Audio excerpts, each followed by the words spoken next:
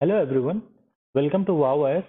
तो चलिए आज हम chapter 2 of Vision IAS November magazine cover करेंगे। तो before we start, this is our Telegram channel. हमने यहाँ पर एक 100 डे इनिशिएटिव लॉन्च किया जिसके अंदर हम मैगजीन, प्रीलिम्स टेस्ट सीरीज और मेंस टेस्ट सीरीज तीनों विजन की कवर करेंगे। मैगजीन 1 ईयर की कवर करेंगे फ्रॉम अप्रैल 22 टू अप्रैल 23। ठीक है, ये हमारा वाओ एस का यूट्यूब चैनल है। Here you can see this 100 wow days. एक प्लेलिस्ट बना रखी है हमने, इस पर डेली वीडियोस अपलोड हो रहे हैं guys. It will be very helpful for you, so please don't miss the programme, kindly join it for first week. Content is also free, so please join our Telegram channel and YouTube channel for regular updates. चलिए अब फटाफट बिना time waste के आगे चलते हैं। ठीक है, after 1 week this is our ad. See, combo offer is there for prelims test series summaries, mains test series summaries and vision magazine summary. We are charging 2499। ठीक है, अगर आपको कंटेंट अच्छा लगे तो आप ज्वाइन भी कर सकते हैं उसको। Otherwise you can make your own notes also from our videos. तो नवंबर मैगजीन का चैप्टर 2 कंप्लीट करना है हमको। ठीक है, चैप्टर 2 क्या है? IR, international relationship. तो हम नोट से डायरेक्टली पढ़ेंगे, जल्दी हो जाएगा। तो इसमें देखिए पहला जो आर्टिकल है that is regarding ASEAN. ASEAN में टोटल 10 कंट्रीज हैं। कौन कौन सी वो 10 कंट्रीज हैं देख लेते हैं। ठीक है, एक तो लाओस है, Myanmar, Thailand, Singapore, Vietnam, Cambodia, Malaysia, Philippines, ब्रूने, Indonesia. India जो है इसका पार्ट नहीं है आसियान का। ठीक है, याद रखिएगा। अब क्यों पढ़ रहे हैं हम? ठीक है, तो 19th इंडिया आसियान समिट हुआ कंबोडिया में। ठीक है, 2022 जो है इसको आसियान इंडिया फ्रेंडशिप ईयर कहा गया। ठीक है, 30th anniversary India ASEAN dialogue की। इसलिए की हाइलाइट्स क्या क्या? अब देखिए एक जॉइंट स्टेटमेंट आया किस चीज के ऊपर? India ASEAN comprehensive strategic partnership के ऊपर। अभी तक जो था स्ट्रेटेजिक पार्टनरशिप थी हमारी, अब जो है कॉम्प्रिहेंसिव स्ट्रेटेजिक पार्टनरशिप हो गई। ठीक है, इसमें फोकस क्या है? सारे स्फीयर्स जो भी पॉलिटी के हैं, इकोनॉमी के हैं, एनवायरमेंट के हैं, सोसाइटी के, सारे स्फीयर्स को इन्होंने कवर किया है इसके अंदर। यहाँ पर देख लीजिए मैरीटाइम सिक्योरिटी है, इंडो पैसिफिक रीजन है, cyber security, inter operability of digital financial system etcetera. ठीक है, सारी चीजें, मेकिंग इंडिया है, टेक्नोलॉजी, क्लाइमेट चेंज, सारी चीजें कवर की गई हैं इस जॉइंट स्टेटमेंट के अंदर। दूसरी चीज, जो ASEAN India science and take fund है उसको इंडिया एडिशनल $5 मिलियन प्रोवाइड करेगा। अब साइंस एंड टेक फंड है तो ऑब्वियस बात है R&D करता होगा। कब एस्टेब्लिश हुआ था? 2008 में एस्टेब्लिश हुआ था। ठीक है, अब आगे और बात चलिए कि जो ASEAN India trade in goods है, देखिए दो एग्रीमेंट हमारे, एक गुड्स का है, गुड्स के ऊपर एग्रीमेंट है, एक सर्विसेज के ऊपर एग्रीमेंट है। तो गुड्स वाला जो एग्रीमेंट है उसमें ये बोला है कि इसको जो है इसमें चेंजेस जो है जल्दी से जल्दी लेकर के आएंगे जिससे कि ये और ज्यादा यूजर फ्रेंडली और सस्टेनेबल टुवर्ड्स ग्रोथ हो सके। ठीक है, आसियान के बारे में थोड़ा समझ लेते हैं। 1967 में आया था ये बैंकॉक डिक्लेरेशन से। कौन से कंट्रीज लेकर के आया था? Indonesia, Malaysia, Philippines, Singapore and Thailand. ठीक है, एम क्या था? इकोनॉमिक ग्रोथ बढ़ाना और सोशल प्रोग्रेस बढ़ाना है साउथ ईस्ट एशियन नेशंस की। ठीक है, धीरे धीरे फिर बाकी भी जुड़ गए। अब आसियान समिट जो है इनकी हाईएस्ट पॉलिसी मेकिंग बॉडी है। ठीक है, आसियान के अगर सारी कंट्रीज को जोड़ लिया जाए तो वो 7th लार्जेस्ट इकोनॉमी बन जाएंगे और बाय 2050 जो है वो 4th लार्जेस्ट बन जाएगा सारे मिला करके। तो इससे ये पता चलता है कि कितनी इंपॉर्टेंस है और कितनी ज्यादा ग्रोथ शो कर रहा है ये पर्टिकुलर रीजन। ठीक है, अब इसका सिग्निफिकेंस इंडिया के लिए क्या है? देखिए आसियान जो है ना साउथ ईस्ट एशियन नेशन से बना हुआ है। ये बहुत सेंटर है इंडिया की कई सारी पॉलिसीज के लिए, जैसे इंडिया एक्ट ईस्ट पॉलिसी। अब भाई जो नॉर्थ ईस्ट है उसको जोड़ना है तो आपको म्यांमार, थाईलैंड वो सबसे जोड़ना ही पड़ेगा। ठीक है, इंडो पैसिफिक विजन। ठीक है, आप इंडो पैसिफिक रीजन में स्टेबिलिटी चाहते हैं। ठीक है, कॉमन लाइन ऑफ ट्रांजिट चाहते हैं। सागर इनिशिएटिव हमारा security and growth for all in the region. ठीक है, अब इंडिया ने देखिए स्ट्रैटेजिक पार्टनरशिप साइन कर रखी है 5 आसियान कंट्रीज के साथ। बायलैटरली ये साइन किए, Indonesia, Malaysia, Singapore and Vietnam के साथ स्ट्रैटेजिक पार्टनरशिप हमने साइन कर रखी है। ठीक है, अब देखिए कनेक्टिविटी के ऊपर क्या डिस्कशन हुआ इंडिया और आसियान का। 2013 में थर्ड डायलॉग पार्टनर बना इंडिया आसियान का to initiate India ASEAN connectivity coordinative committee India meeting. ठीक है, इसके अलावा इंडिविजुअली भी चल रहा है। हम India Myanmar Thailand tie rater highway Kaladan project हमारा चल रहा है। ठीक है, लेकिन क्या है कि डिलेज बहुत होते हैं हमारे सारे के सारे इनिशिएटिव्स में, वो एक one of the biggest issue. अब देखिए, अगर जो है ये सारे प्रोजेक्ट्स जो है मल्टी मॉडल प्रोजेक्ट्स ये इंप्रूव होंगे तो प्रॉस्पेरिटी बढ़ेगी नॉर्थ ईस्ट में, प्रॉस्पेरिटी के साथ से इकोनॉमी भी बढ़ेगी। Very simple. चलिए आगे। अब जियोपॉलिटिकल टेंशन को खत्म करने के लिए हम क्या करते हैं, हम जो है मिलिट्री एक्सरसाइजेस भी करते हैं नॉर्थ ईस्ट रीजन में। चाइना आपको पता है उस रीजन में एक बहुत बड़ा डोमिनेटिंग पावर है, ठीक है, उसको थोड़ा सा कम करने के लिए हम ये सारी कोशिशें कर रहे हैं, ठीक है। अब दोनों ये चाहते हैं कि रूल बेस्ड सिक्योरिटी स्ट्रक्चर हो अगेंस्ट चाइनाज एग्रेशन, ठीक है। इसके बाद देखिए, ASEAN plan of action in combating transitional crime 2016 to 25, ये किससे related, terrorism, violent extremism and transitional crimes, ठीक है। तो ये सारी चीजें इंडिया भी चाहता है, ठीक है। अब ट्रेड में अगर देखा जाए तो कितना हेल्पफुल होगा इंडिया के लिए, देखिए ये by 2025 pharmaceutical market in ASEAN would be of 34 billion, ठीक है। तो it's a huge opportunity for India to grow in the region, ठीक है। अब supply chain integration post COVID जो है बढ़ा है, जैसे ऑस्ट्रेलिया, जापान, इंडिया की तरफ, इंडिया, म्यांमार, थाईलैंड जो है अपना जो है सप्लाई चेन इंटीग्रेशन को इंप्रूव करने की कोशिश कर रहे हैं। कल्चरली अगर देखा जाए तो भाई हमने इन्हें जो है कल्चर दिया बुद्धिज्म का, जैनिज्म का, ठीक है, हिंदुइज्म का कहीं ना कहीं, ठीक है। तो ये सारी चीजें जो है कल्चरली भी हमें कनेक्ट करता है, ठीक है। नेशनल कैरियर ऑफ इंडोनेशिया जो है वो है गरुण जी, ठीक है। गरुण आप सबको ही पता होगा, ठीक है। और गरुण का इंपॉर्टेंस जो है हिंदू, बुद्धिस्ट और जैनिज्म तीनों रिलीजन में है, ठीक है। अब देखिए, इंडिया और आसियान को जो एंगेजमेंट शुरू हुआ था वो 1992 में as a sectoral dialogue partner शुरू हुआ। फिर उसके बाद 2012 में ये जो है बढ़ करके स्ट्रेटेजिक पार्टनरशिप पे गया। अब हम आ गए कॉम्प्रिहेंसिव स्ट्रेटेजिक पार्टनरशिप पे, ठीक है। अब देखिए 2009 में हमने बात की अभी गुड्स एग्रीमेंट की, trade in services and investment 2015 में आया था, ठीक है। इंडिया जो पहला डायलॉग पार्टनर है आसियान का जिसने एमयू साइन किया है टुवर्ड्स स्ट्रेंथनिंग ऑफ टूरिज्म, ठीक है।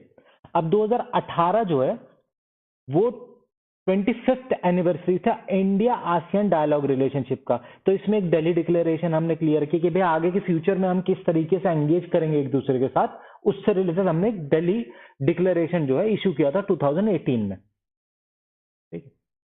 चलिए आगे थोड़ा सा और इसे बड़ा कर सकते हैं क्या? Okay, now it's good. Divergence in India ASEAN relationship. अब देखिए डाइवर्जेंस क्या क्या है, चाइना का इकोनॉमिक फुटप्रिंट, इवन दो कोई भी पसंद नहीं करता है चाइना को, इवन इंडिया भी पसंद नहीं करता है, लेकिन जो चाइना की ट्रेड डोमिनेंस है उसको खत्म नहीं किया जा सकता है। अगर आप चाइनीज गुड्स नहीं खरीदेंगे तो आप बेचेंगे क्या, ठीक है। सब चाइना है, साउथ चाइना सी में इतना इशू है, लेकिन फिर भी प्राइमरी ट्रेडिंग पार्टनर सारी आसियान कंट्रीज का जो चाइना ही है, ठीक है। अब एक और चीज है, यूएस जो है एक डोमिनेटिंग फैक्टर है जो कि सिक्योरिटी प्रोवाइडर है रीजन का, जो कि इंडिया की जो एक हेजिमोनी या डोमिनेंस है उस रीजन में, ठीक है, जो इंडिया का रोल होना चाहिए वहां पर, उसको जो है कहीं ना कहीं जो है कम कर देता है, क्योंकि यूएस एक बड़ा पावर है, ठीक है।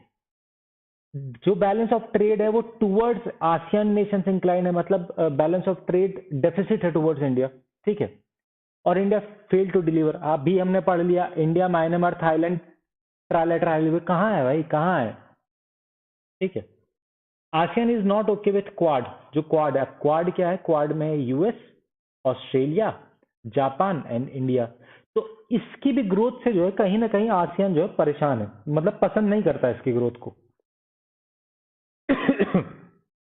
अब वे फॉरवर्ड के लिए बोल रहे हैं डिफरेंसेस जो है एंगेजमेंट के थ्रू खत्म किए जाए, म्यूचुअली बेनिफिशियल मैनर में खत्म किए जाए, ठीक है। Build new and resilient supply chain, ठीक है, विच सपोर्ट ईच अदर, ठीक है। अब देखिए आसियान जो है बहुत फास्ट ग्रो कर रहा है डिजिटल इकोनॉमी में, ठीक है। और इंडिया के पास जो है प्रोफेशनल्स हैं, जो आईटी प्रोफेशनल्स हैं, एक ह्यूमन कैपिटल जो है हमारा, उसका यूटिलाइजेशन किया जा सकता है इस पर्टिकुलर फील्ड में।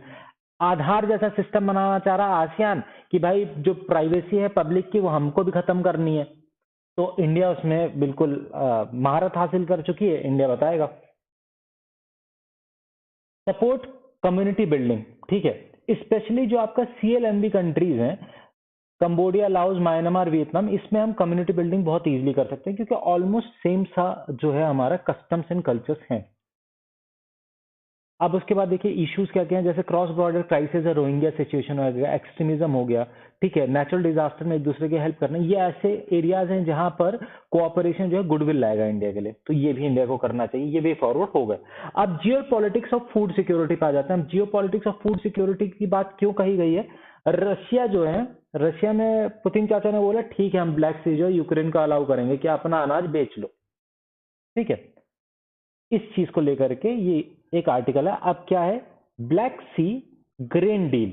ये ग्रेन डील क्या है? जो कि यूएन और टर्की ने मिलकर के ब्रोकर थे, ये यूएन और टर्की दलाल थे पर्टिकुलर ट्रीटी के, ठीक है, रशिया और यूक्रेन के बीच में, which provides safe maritime corridor Ukraine export mainly food grains, ठीक है। अब 3 पोर्ट्स कौन कौन से हैं? क्रोनोमोर्स्क, ओडेसा एंड यूजनी, या फिर पिवदेनगी भी बोलते हैं उसको, ठीक है। अब देखिए यहां पर जो है ब्लैक सी के बॉर्डरिंग नेशंस जो हैं उनको जरूर पढ़ लीजिएगा, हो सकता है कि आ जाए। देखिए यहाँ पर जो दिख रहे हैं, टर्की है, बुल्गारिया है, रोमानिया है, यूक्रेन है, रशिया है, इसके अलावा और कुछ है तो एक बार देख लीजिएगा जरूर से, ठीक है। यूक्रेन देखिए जो यूरोपियन नेशन है उसमें one of the largest exporter है व्हीट, मेज, रेपसीड, सनफ्लावर का, ठीक है। और जो ब्लैक सी है वो उसको एक गेटवे प्रोवाइड करता है towards Russia, European countries, Asia and even Africa, ठीक है। कहीं पर भी जाने के लिए गेटवे की तरफ हेल्प करता है ब्लैक सी, इसलिए ये ट्रीटी जो है बहुत इंपॉर्टेंट थी।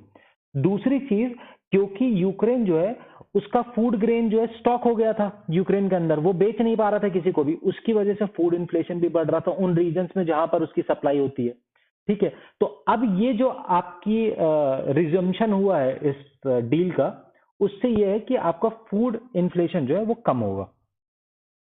अब देखिए एक्सपर्ट्स ने एक बहुत अच्छी बात कही है, ठीक है, food security goes beyond developmental or humanitarian issues and could be threatened by geopolitics despite surplus production at global level।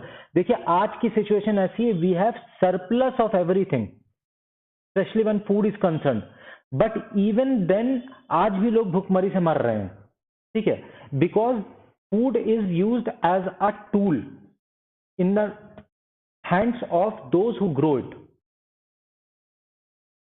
Producer countries are using it as a tool, okay.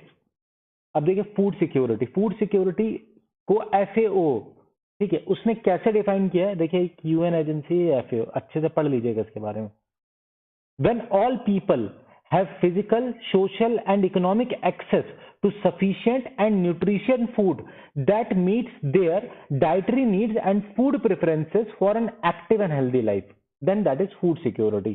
अब एसडीजी 2 का गोल क्या है कि हंगर खत्म की जाए bye 2030, लेकिन अभी कंटिन्यूअसली माल नरिशमेंट जो है बढ़ रहा है। 2019 में बढ़ा है 690 से, अगर इसी तरीके से ये बढ़ता रहा तो 690 मिलियन से बढ़ करके 840 मिलियन हो जाएगा 2030 तक।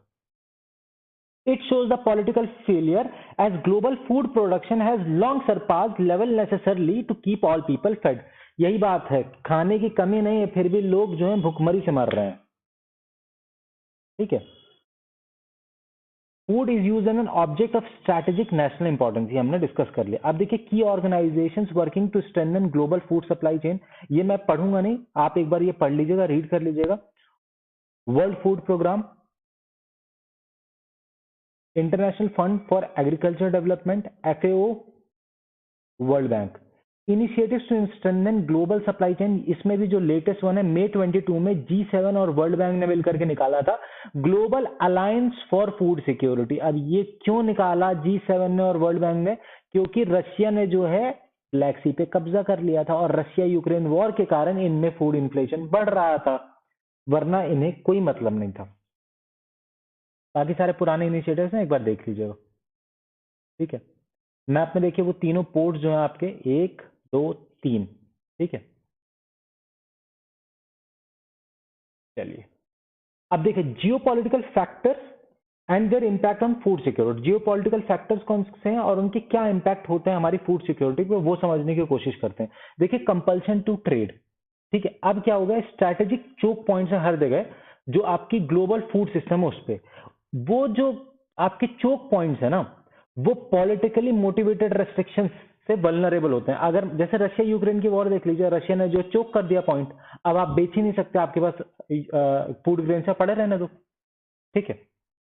Economic unilateralism, protectionism and trade war, ठीक है, ये सब बढ़े हैं। क्यों बढ़े हैं? Because trade interdependence increasingly treated as a liability, मतलब कि लोग चाहते नहीं है कि अब जो है ना एक दूसरे पे डिपेंडेंट रहे, जो ग्लोबलाइजेशन उसके अगेंस्ट चल रही हैं चीजें, ठीक है। स्पेशली अगर हम देखें तो 2007-8 में, 2007-8 में when food crisis came, that was the reason why like domestic market wanted to insulate itself from the international volatility, ठीक है। So basically, those countries which are food producers, when they feel that international market is vulnerable, they try to avoid trade in the global market. Okay, so that results in crisis. ठीक है, आगे इनके solutions भी बताए गए हैं, ठीक है, आगे देखेंगे हम। अब देखिए क्या होता है कि जियोपॉलिटिकल फ्रिक्शन है। अब इंडिया चाइना में इशू है, तो वो डब्ल्यूटीओ में रिफॉर्म्स नहीं होने देगा। यूएस इंडिया में इशू है, जैसे सोलर से रिलेटेड है, ठीक है, या अंबर बॉक्स से रिलेटेड है, ब्लू बॉक्स से रिलेटेड है, तो जो है रिफॉर्म्स नहीं होने देगा। फूड सब्सिडी हम प्रोवाइड करते हैं, उससे ही इशू है यूएसए को, तो इसकी वजह से क्या होता है, रिफॉर्म्स जो है डिले हो जाते हैं, ठीक है। आर्म्ड कॉन्फ्लिक्ट्स की वजह से एग्रीकल्चर डिसरप्शन होता है, प्रोडक्शन डिसरप्शन होता है, trade, transport and humanitarian add जो है डिसरप्ट होती है। स्टारवेशन ऑफ लोकल्स जो है इसको एज अ टैक्टिक यूज किया जाता है वॉर में, ठीक है। पीस बिल्डिंग जो है, बड़ी बड़ी जो ऑर्गेनाइजेशन जैसे यूएनएससी वगैरह की, वो भी हैम्पर हो जाती है वॉर की वजह से, ठीक है।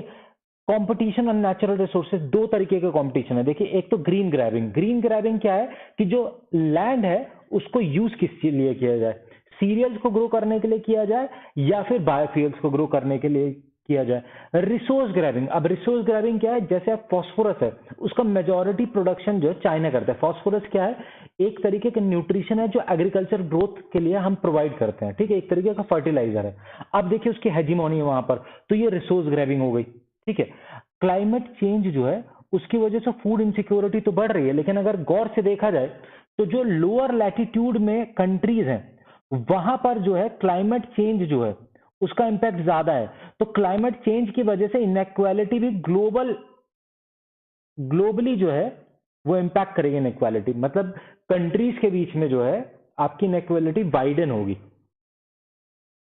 ठीक है। अब उसके बाद वे अहेड क्या दिखा रहा है, मेजर्स क्या है इस चीज के लिए, ये कहते हैं कि जो ग्लोबल बाकी इश्यूज हैं, दो कंट्रीज के बीच में कोई भी इशू है उसको अलग रखते हुए जो फूड से रिलेटेड इश्यूज हैं उनको अलग डिस्कस किया जाए, तो ये पॉसिबल ही नहीं है, ठीक है। दूसरा है डाइवर्सिफाइड गवर्नेंस सिस्टम। अब ये कह रहे हैं कि जो नॉन स्टेट एक्टर्स हैं उनको भी इंक्लूड करो, जिससे कि बाईपास हो सके इंटर स्टेट राइवलरीज। क्योंकि सी, जो नॉन स्टेट एक्टर्स हैं, many of them will be driven by economy, many of them will be driven by philanthropy, ठीक है। तो ये जब मिल करके गवर्नमेंट के साथ पुश करेंगे तो जो इंटरनल टसल है among the countries, that won't hamper the food security of the world, ठीक है। Allow food to flow from surplus region to the starve ones, phasing out export bans वगैरह जो लगा देते हैं वो सब चीजें बंद करनी पड़ेंगी, ठीक है। अब रीजनरेटिव एग्रीकल्चर और नेचर पॉजिटिव सॉल्यूशंस लेकर के आए, जिससे कि डिक्रीज हो सके dependency on few countries. Fewer countries are producing majority of the food grains for the world, वो डिपेंडेंसी जो अगर कम होगी, ठीक है, तो वल्नरेबिलिटी जो है मार्केट की वो भी कम हो सकेगी, ठीक है। चलिए आगे बढ़ते हैं। increase productivity in developing countries. This is one of the issues with India also, that we don't have a high yield production. We have sufficient land with, but the production yield is very low, ठीक है। those areas where we have launched green revolution, those areas have seen high yield, but now because of impractical use of fertilizers, those lands are converting into barren lands, okay. So we need to bring new initiatives to get better yield in a sustainable manner, ठीक है। उसके बाद देखिए investment इन climate resilient agriculture होना चाहिए, जिसका focus क्या होगा, low cost high impact measures. जिस तरीके के न्यू क्रॉप की वैरायटीज लेके आना, इंप्रूविंग वाटर मैनेजमेंट हो और इंफॉर्मेशन डिसेमिनेशन हो कि भाई बाढ़ आने वाली है, ठीक है, बारिश ज्यादा होने वाली है, so accordingly farmers can take measures. ठीक है। इंडियन डायस्पोरा इन यूके, इसकी बात हम क्यों कर रहे हैं, क्योंकि 130th एनिवर्सरी है दादा भाई नौरोजी की election to House of Commons of Britain की। ठीक है। दादा भाई नौरोजी के बारे में आप सभी जानते होंगे, पॉलिटिकल गुरु थे महात्मा गांधी के। ठीक है। इवन बाल गंगाधर तिलक के भी पॉलिटिकल गुरु थे। इन्होंने अपनी एक किताब poverty and un British rule in India में theory of drain of wealth दी थी। ठीक है। He was the first Indian to be elected in the parliament of Britain. ठीक है। He was the editor and founder of journal name Rast Goftar, he was a Parsi. ठीक है। बॉम्बे में 1851 में चालू किया था इन्होंने। इंडियन नेशनल कांग्रेस को 3 बार जो है प्रेसिडेंशियलशिप इनके पास थी, 1886, 1893 एंड 1906, जस्ट आफ्टर स्वदेशी मूवमेंट। ठीक है। London Indian society and east India association के फॉर्मेशन में हेल्प किया था इन्होंने। ठीक है। बस यही सारी चीजें, कई सारे इश्यूज जो थे अंडरडॉग्स के, वुमेन के, एल्डरली के, आयरिश होम रूल के, abolition of House of Lords, ये सब उठाए थे उन्होंने। ठीक है। अब जो है इंडियन डायस्पोरा इन यूके की अगर बात करें तो 2011 के सेंसस के हिसाब से 2.5% जो पॉपुलेशन है यूके की वो इंडियंस की है। ठीक है। अब अगर इस परसेंटेज के हिसाब से हमारा रिप्रेजेंटेशन देखें, हाउस ऑफ कॉमन में हमारे 15 लोग हैं, हाउस ऑफ लॉर्ड्स में हमारे 25 लोग हैं, तो it shows the dominance of our diaspora in Britain, sorry UK. ठीक है। अब देखिए सिग्निफिकेंस ऑफ इंडियन डायस्पोरा क्या है भैया, पैसा लेकर के आता है इंडिया। ठीक है। बहुत पैसा पहुंचाता है, रेमिटांसेस हो गया पहला, तो कोई भी बाहर गया तो रेमिटांसेस फर्स्ट ऑप्शन हो गया, कहीं पर भी जाए। ठीक है। अब देखिए सोशल, कल्चरल एंड पॉलिटिकल जो आपका एक सिंक है वो हेल्प करता है इसमें। ठीक है। ऑर्गेनाइजेशंस हैं कई सारी जो यूके में जो इंडियन कल्चर को जो है प्रमोट कर रही हैं। ठीक है। अक्षय पात्रा है, ब्रिटिश एशियन ट्रस्ट है, प्रथम है यूके पॉइंट वे। ठीक है। एजेंट ऑफ चेंज है। ठीक है। ये बेसिकली जो है दोनों के बीच में चेंजेस जो है वो बढ़ाता है। ठीक है। कैसे? By enhancing investment, industrial development and boosting trade and tourism. वहां के लोग जो है वहां पैसा लेकर के इंडिया में लगाते हैं, इंडिया में इंडस्ट्रियलाइजेशन बढ़ेगा, इंप्रूवमेंट बढ़ेगा। ठीक है। वहां जो लोग काम कर रहे हैं इंडिया से लोगों को लेकर के जाते हैं काम कराने के लिए, एम्प्लॉयमेंट बढ़ता है, रेमिटांसेस बढ़ते हैं। ठीक है। अब देखिए पॉलिटिकल लॉबिंग करते हैं। एक एग्जांपल दिया है कि पीएम जो है G7 समिट में बुलाए गए थे। G7 समिट में क्या लेना देना था इंडिया का, लेकिन even then he was invited in G7 summit in 2021। ठीक है। 2017 जो है उसको India UK year of culture मनाया गया था to commemorate 70th independence day. ठीक है। Gradual main streaming of Indian cuisine, religion, language, ये सब चीजें भी होती हैं इसकी वजह से, डायस्पोरा की वजह से। इसलिए जो इंडियन डायस्पोरा वो बहुत इंपॉर्टेंट है। चैलेंजेस क्या क्या इंडियन डायस्पोरा के, देखिए white man white man white man, racial issues हैं, कॉलोनियल हैंगओवर अभी तक खत्म नहीं हुआ है ब्रिटिशर्स का। ठीक है। वीजा नॉर्म्स जो है ब्री एग्जिट के बाद जो है थोड़े से चेंज हुए हैं जो कि डिफिकल्ट है इंडियंस के मूवमेंट में। ठीक है। लोकल पॉलिटिक्स में रिप्रेजेंटेशन अभी भी इंडियंस का कम है, भाई पॉपुलेशन भी कम है। देखिए economic contribution of Indian diaspora दिया हुआ है, लगातार फैक्ट्स दिए गए हैं, मैं रीड आउट नहीं कर रहा हूं, आप डायरेक्टली पढ़ लीजिएगा। Global initiative to connect with diaspora, देखिए प्रवासी भारतीय दिवस हुआ था 2003 में, जो कि कंट्रीब्यूशन जो है इंडियन ओवरसीज का उसको जो है सराहना देता है। ठीक है। फिर ministry of overseas Indian affairs जो थी उसको एमईए के साथ जो है क्लब कर दिया गया टू सिंक्रोनाइज द एफर्ट्स। ठीक है। स्ट्रीमलाइन करने का एफर्ट्स। ठीक है। नो इंडिया प्रोग्राम है, एक 3 वीक का प्रोग्राम है जिसमें यूथ को बताया जाता है what is India, how India is growing. ठीक है। What is future of India, ये सारी चीजें। ठीक है। Social security agreement with countries for production of Indian abroad. ठीक है। वे फॉरवर्ड क्या है, वीजा इश्यूज को रिजॉल्व किया जाए। अब देखिए होगा क्या, अगर इंडिया यूके रिलेशनशिप इंप्रूव होगा तो उससे people to people ties improve होंगे। ठीक है। इससे क्या होगा, बेटर फेसिटेड एंगेजमेंट्स बढ़ेंगे। अब वीजा इशू अगर सॉल्व हो जाएगा तो इंडियन स्टूडेंट्स और वर्कर्स के लिए अपॉर्चुनिटी बढ़ जाएंगी। इसलिए जो है ये सारी चीजें करना जरूरी है। प्रोफेशनल सीनियर्स की हम बात कर ही चुके कि इंडिया में मैन्युफैक्चरिंग करेंगे, वहां लेकर के जाएंगे लोगों को, एम्प्लॉयमेंट भी बढ़ेगा। ठीक है। Indian council for cultural relationship जो है इसको भी वर्क करना चाहिए। ठीक है। प्रवासी भारतीय भवन बनाने चाहिए for commemorating history and achievement of diaspora. ठीक है। इसके बाद साउथ अफ्रीकन डेवलपमेंट कम्युनिटी। अब क्या है, कॉन्फेडरेशन ऑफ इंडियन इंडस्ट्रीज और एग्जिम बैंक ने रीजनल कॉन्क्लेव एक लेकर के आए, ये India southern Africa growth partnership, it was held. ठीक है, अब ये जो कॉन्क्लेव है ये dialogue between India and South African Development Community के ऊपर है। ठीक है, South African Development Community countries कौन कौन सी, देखिए 1 2 3 4 5 6 7 8 9 10 11 12 13, ये सारी कंट्रीज 16 कंट्रीज यहाँ पर लिखा हुआ है। ठीक है, 1980 में इसका ओरिजिन हुआ था। ठीक है, further socio economic cooperation and integration as well as political and security cooperation among members ये चाहते हैं। ठीक है, अब देखिए टोटल अफ्रीका 35.4% जो लैंड एरिया कवर करता है, ये पॉपुलेशन 28.4% कवर करता है और जीडीपी का 28.4% कवर करता है। That shows the importance of the region. ठीक है, चलिए, ये कॉन्क्लेव क्या चाहता है कि enhance collaboration for $150 billion investment and $200 billion trade between India and Africa by 2030। मतलब by 2030 we have a vision कि हमारा जो इन्वेस्टमेंट है वो $150 बिलियन का हो जाए और जो हमारा ट्रेड है वो $200 बिलियन का हो जाए। ठीक है, अब देखिए एक रिपोर्ट है एग्जिम बैंक की, री इन्विगोरेटिंग India's engagement with south Africa. ठीक है, ये एक तरीके से एक स्ट्रैटेजी इस बताता है कि एंगेजमेंट कैसे बढ़ाया जाए। ठीक है, इंडिया एसएडीसी इकोनॉमिक रिलेशनशिप, देखिए एक साइन हुआ एमओयू फॉर इकोनॉमिक कोऑपरेशन 1997 में। ठीक है, trade between the two was 30.8 billion in 2021। अब 30.8 बिलियन से उसको 200 बिलियन करना है हमें नेक्स्ट 9 ईयर्स में। ठीक है, फ्रॉम 21 to 30। ठीक है, एक बहुत बड़ा टारगेट है। ठीक है, it's almost like more than 6 times, almost 7 times I can say. ठीक है, बेसिक इंपोर्ट्स क्या है इंडिया के इस रीजन से, pearls, precious stones, metals, mineral, fuels, oils और आपके rare earth metals.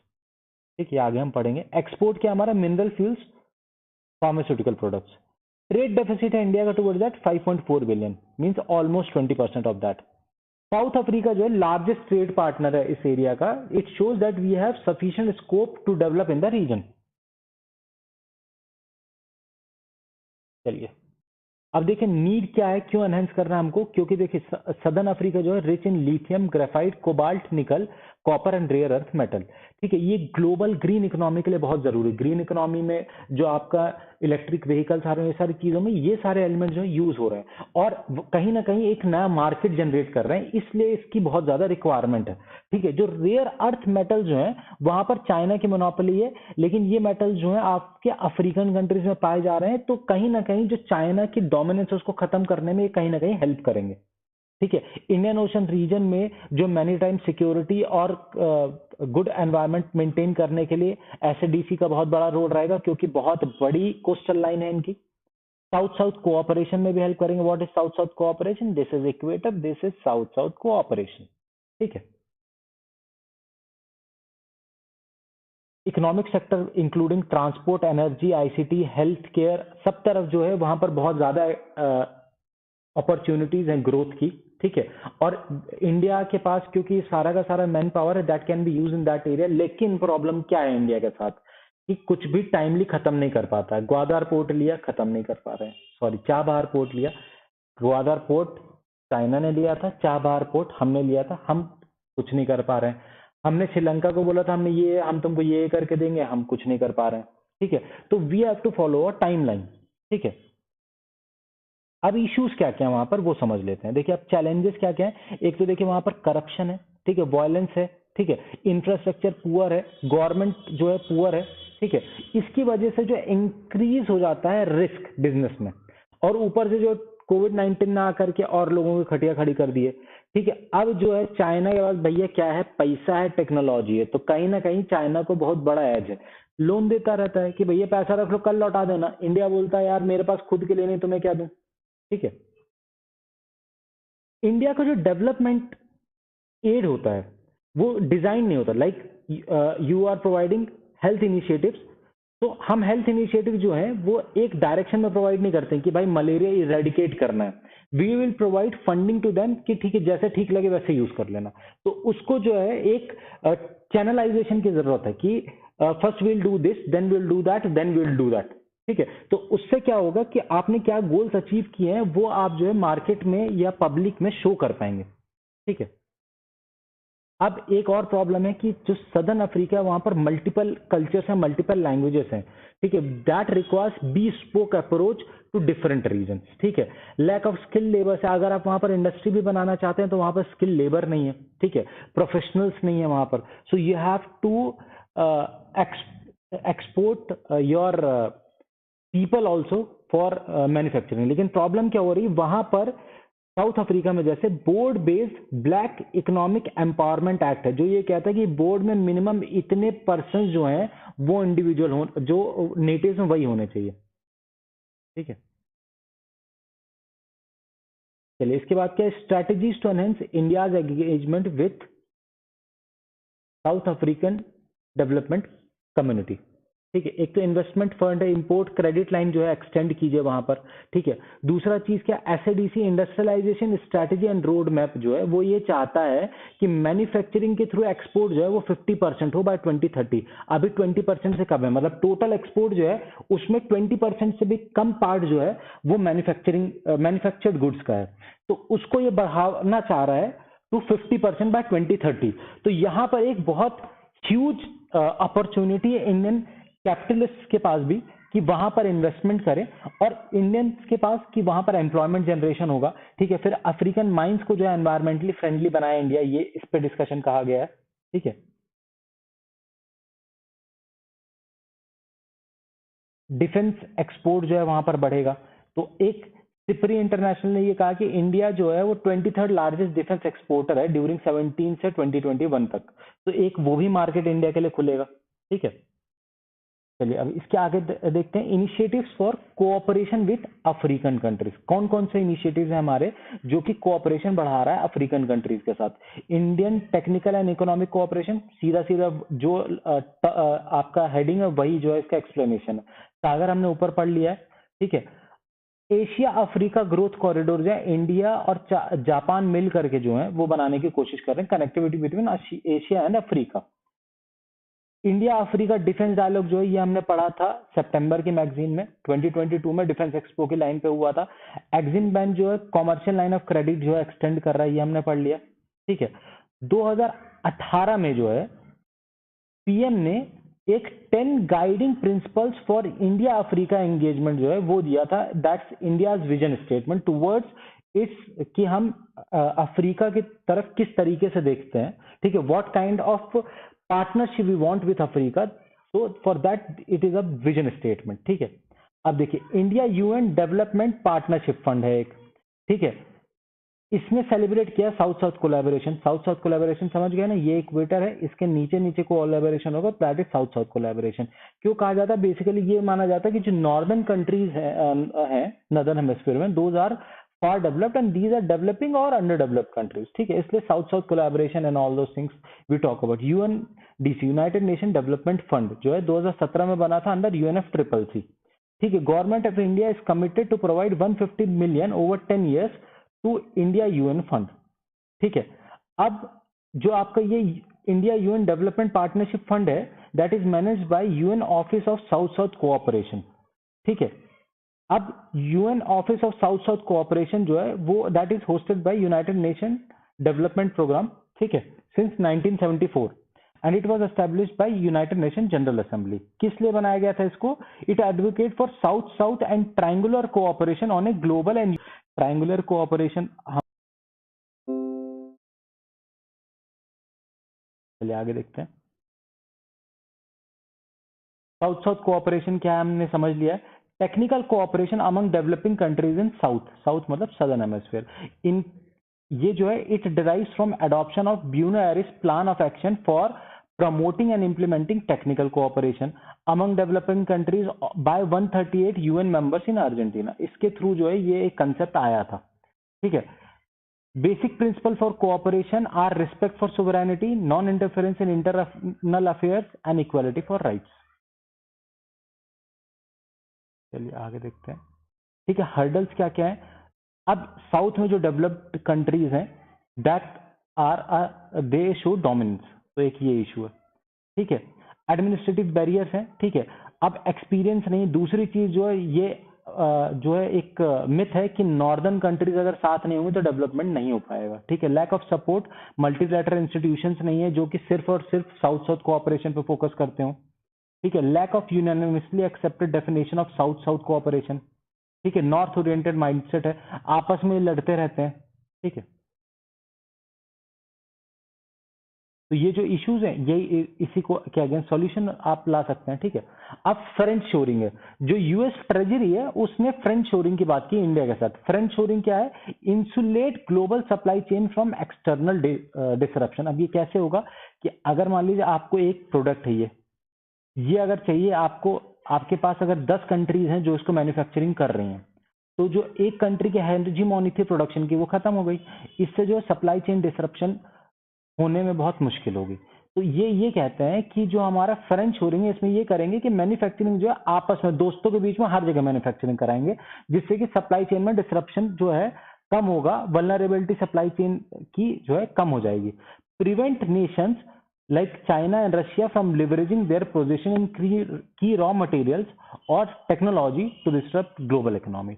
Diversify global supply chain to promote resilience to wars, famine, political changes, etc.